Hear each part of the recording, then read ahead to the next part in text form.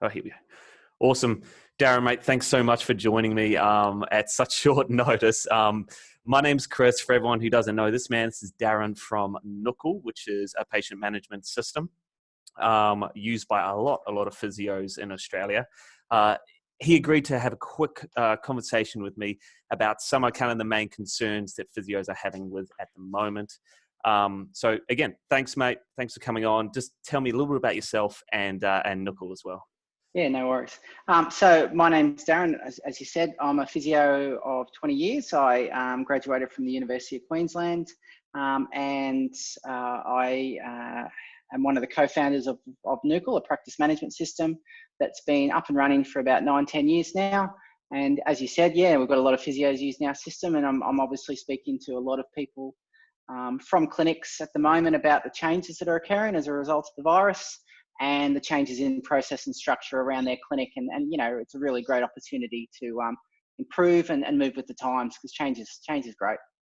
Change is great, mate. And even past this current apocalypse scenario that we have, Yeah, that's right. I think this change to definitely moving towards telehealth is going to benefit the industry as a whole. We'll get more into that. We'll get more into that a little bit later. But I just wanted to start off with, mate, like the way I contacted you was I just rang your support line and I got straight to you. And I thought that was really awesome, because in times of change, I 100% think that a business owner should be on the front line, trying to understand what those fears and those concerns are of those customers. Totally agree. And I'm there. Yep. Yeah, totally. you answered the phone, and we had a great conversation as well. And from that, we're like, we need to do an interview. So talking to a whole heap of physios, mate, over the past kind of 2 weeks, what are their main fears and concerns that you're finding at the moment? I think the sudden onset of the restrictions and changes in business structure, so i.e. change, has been one of the first things that I hear a lot of. And as a result of that change and the unknownness surrounding the changes that are occurring daily, business owners are just unsure. And as a result of also the changes, they're losing patients, which hence is losing revenue. And I think, you know, as a result of these unknowns and the changes that have occurred quite rapidly, they're obviously concerned about their business over the next sort of, you know, short to medium term. So yeah, it's probably the number one thing. And then, you know, trying to make sure that they keep everything in place which they've got, and be prepared for when when things get back to normal. So that's be the main concerns. And so when they're like calling up, I guess I had a great conversation on systems the other day with a guy called David Jennings. He was saying this kind of 3 different types of people. First, people are kind of like DOA, he said, which is dead on arrival, flat-footed. Second one is just in survival mode. And the third one is in strong. What would you say, like strong as in they're making the most, or they already moved to telehealth and really going for it? Yeah, so probably 1 or 2 out of 10 clinics. And this week alone, I've spoken to around 38 to 40 clinics in the first 3 days of the week. And, you know, probably 4 or 5 of them are ready for the telehealth. The rest aren't. And they're in survival mode, if you want to classify as that. And there's probably 10% that are strong. They know what they're doing. They're being objective, and they're going, okay, well, these are the numbers. This is what I need to do to improve. And then the rest is sort of like, you know, where do I go? What do I do? And I guess people like you are great to help them with that sort of structure. I think that's putting objective things in place about what you need to do is really important in this time. Yeah. And so I guess it is like, you know, it's a shock to the system, and it is a quick transition. Normally business systems don't change this quickly unless we get majorly disrupted, which we have. So, you know, what's the general consensus of that transition? Like, how are they handling it? Yeah, I guess like one thing I've been using it as an analogy a lot is to make sure you look at the, you know, the wood from the trees. Like you're in the forest right now, and you can only see the tree in front of you, when really you need to get up in a helicopter and go, okay, this thing's going to finish in 3 months or whenever it finishes. I'm right here in the forest. I've got this much to run to the end of the forest. Okay, in this time, what can I objectively do to help myself to make sure my business is ready to go? I'm surviving. So what I'm trying to get people to do is like, think objectively, you know, see themselves at a big picture view and go, okay, these are the things, I can write them down. I can tick them off my list and get them done as I get towards the end of that forest. So being objective Yeah. So Yeah. what are those kind of, I guess, first steps as well from standing back, having a bit of picture view? How can they start doing that? Yeah, so I think the first thing is to survey their clients and continue to engage with their clients. Find out what they are after and how you can. So keep in contact. If you've got no telehealth or video conferencing set up, a phone call will do the job. So continue to engage, and then also then have a look at your systems that you've currently got of how you get clients in, how you manage your clients, and can these clients be managed via video conferencing or some sort of remote tool. And from there, you need to have a look at some other things, which I think we'll talk about a little bit later in terms of payments and what have you, and processes around the consult. Yeah. But yeah, that's what I'm recommending. Have a look what you can do now, because you haven't made any changes, and then write a list of things you can do to make changes, like to help you get up to speed, ready to go. So it's not urgent. Just write a list and just get along with it, and just keep chucking away at the list and ticking tasks off, and you'll get there eventually. There's no point getting stressed about it, because change is always going to happen. Yeah, exactly. Mate, I love that comment when you just said, just get back on the phone with your current patients and your clients, and just build confidence with them. And I think that's right. Like no matter what, if you build confidence with your current clients at the moment, they'll follow you wherever you go because they trust you. And so I think continue to engage. Yeah, perfect. Continue to engage, keep them updated on the process of what you're doing within the business. And I think they appreciate that a lot, right? Totally. And then they go ahead, once you're ready, and say, okay, we're ready to go to telehealth now, they're far more likely to make that move.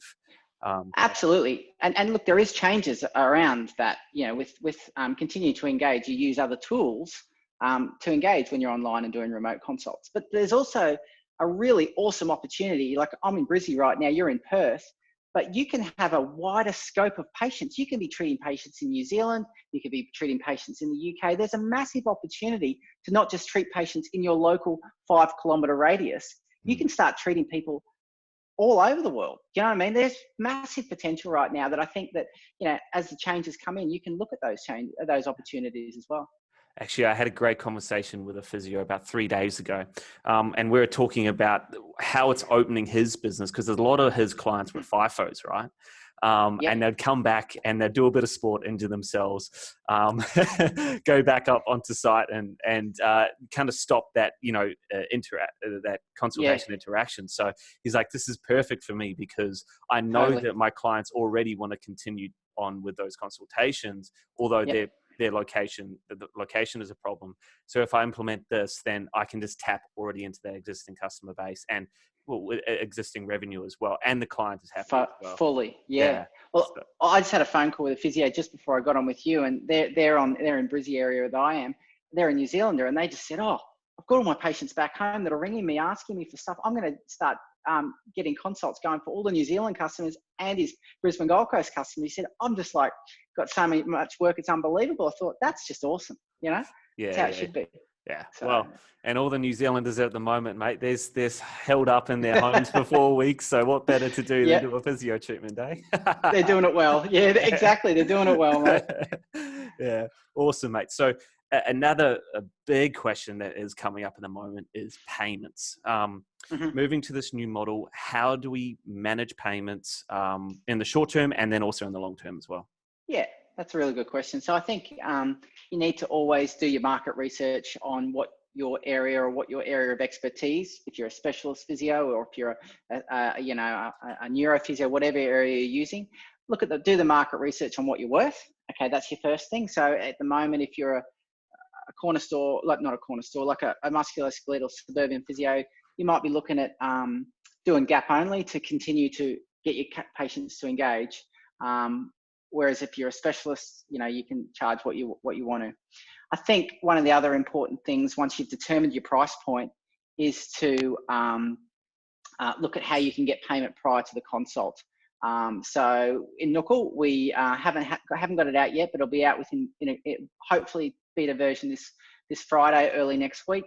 You can take an online payment where they can book online, or you can process the payment via Stripe and integrate that with Xero inside your system, inside your Xero system. So you'll be able to take the payment prior to the consult, which makes the consultation run a lot smoother. Okay. I think if that payment does happen. And I was just saying to you earlier as well, Chris, that the APA have brought out some new, the Australian Physiotherapy Association, some new private health rebatable consults as of the 14th of April. So I would recommend that you contact the APA and have a look at that specifically. Maybe we can put a link up on the website or something from here. Yeah. Okay. Perfect. And do you think? I guess it might be a little bit early to speculate on how kind of all that's going to pan out. But how would you say at the moment? How could they maybe prepare for that 14th of April payments wise to manage private health insurance and that sort of stuff? Yeah. So what they're going to have to probably do, practically speaking, is get the patient to pay in full. And so you'll get them to pay via your Stripe or whatever payment gateway you're using. You'll email them the invoice, and then they'll have to probably manually claim that back by their private health at this point in time. Okay. There is a couple of web-based applications that may work. MediPass is one of them, and Tyro is another one that could work. You have to contact them in particular, but you may be able to do it completely online consultation with the private health being with the gap only being paid prior to the consult. You'd have to contact them in particular, but for that one, I don't know a lot around that in particular. Okay, cool. No worries, mate. All right, so just to quickly recap on that main one is that you recommend for the short term use Xero and Stripe, which is the payment processing software. Yeah, so sign up to a Stripe account. Yep. Yeah, perfect. That's definitely what I'm recommending as well. Stripe is easy to sign up and then a breeze to integrate with Xero as well. So yeah, cool. And mate. We'll have the ability by the end of this week for people when they do make a booking online via the Physios website to take the payment at the time of consult, at the time of making the booking, and then claim it back through their private health if it's applicable. Awesome, mate. So yeah, just talk me through that then, because obviously there's some you guys have pivoted very quickly as well into helping physios with these online payments. So just talk me through what these new changes are coming out now. Yeah. Okay. Great. So obviously the Physios website is one of their best marketing tools. So make sure you've got online bookings. That's the first thing. You must have online bookings enabled, and I'd set up a specific service code, which is Telehealth. And you'll be able to allocate and set all that up within your Nookal account. And then once they go through the online bookings, they can choose the therapist and the date and the time. They come to the final screen where they've got the ability to confirm all the consultation time and the consultation details. And then the next screen will show you enter in your credit card details, and it'll say confirm and pay. And then basically an invoice will be emailed out to them, confirming the consultation and the invoice as well. Perfect, mate. Simple. It's actually very simple. Easy. Yeah, that's definitely what we need in terms of just a 1 or 2 click system. Yeah, totally. Exactly. And so after that, what do you recommend? Would you, I guess this is subject to each practice, but would you recommend, say, if it's purely online, a block of consultations, or would you just have it consult by consult? Look, the way I used to treat, and again, you're 100%, Chris. It's such a subjective opinion, but the way I treated it is I used to say, look, Chris, whatever's wrong with you, I'd say, look, give me 3 or 4 sessions. If we aren't improving after 3 or 4 sessions, then we need to have a look at another avenue to try and get you better. But a block of 3 or 4 is generally what's recommended to make an objective outcome to your condition. So, we were talking a little bit earlier about a face-to-face via a telehealth consult. They're very similar. Like, there's not a lot of difference between a face-to-face and a telehealth. You both write your notes. You're both doing subjective and objective treatments. The only thing is you can't engage physically with the patient as much. However, you can get a lot from seeing and talking to them. And I think the biggest thing is make a plan. So whether that be a block of sessions or one-to-one, I used to treat as a block. And once you've done that, continue to engage online. Use online tools to communicate with your patients so that you're making sure that they're doing the prescribed block of treatment that you're recommending, like PhysiTrack or Track Active, those sort of exercise prescription softwares, and using recalls. We've got recalls within the Nookal system. You can use those sort of things as well.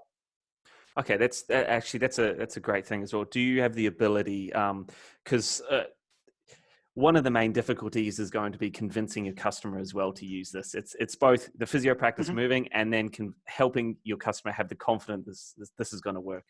Worst case scenario, does Nookal have the ability to maybe do a one-click refund, or is that more the Stripe payment software? Yeah, so basically we've got a little, in the patient account system, you've got a credit card symbol, you click on that and you can issue a refund via the Stripe system, which sometimes takes up to 3 to 5 days. But it's processed all through the Stripe system because they've got the PCI compliance. Perfect, mate. I think that's a big help as well, and letting the customer know that. But look, if this is obviously a new software, nothing's going to change in terms of treatment wise. But if you don't like it, if it doesn't work for you, we'll immediately refund. Yeah, and it's easy as well. And then when you're doing that's a good point. On the online bookings, you can put that in your terms. So you can actually write that in your terms that that's valid if you want to, so the patient can read that and accept that. So that's a really good point. Awesome, mate. Well, this has been really great. Some great insight. Just before we go, just tell me a little bit about how we can find you, best way to reach out to you or talk to you if anyone has any more questions. Yeah. So our website is nookal.com, nookal.com. And I'm more than happy for you to send an email through to sales@nookal.com, and I'll personally respond to that within the Oceania region. And we're more than happy. We're here to help, basically. I'm a real advocate of physios and allied health professionals. I think we're necessary. And that's my belief that a good practice management system can make the allied health practitioner do a better job for the patient, which is what it's all about. Awesome, mate. Thanks so much. Really appreciate take the time to have a chat to me. Other than that, I'll let you head off. Thanks, Chris. I appreciate your time.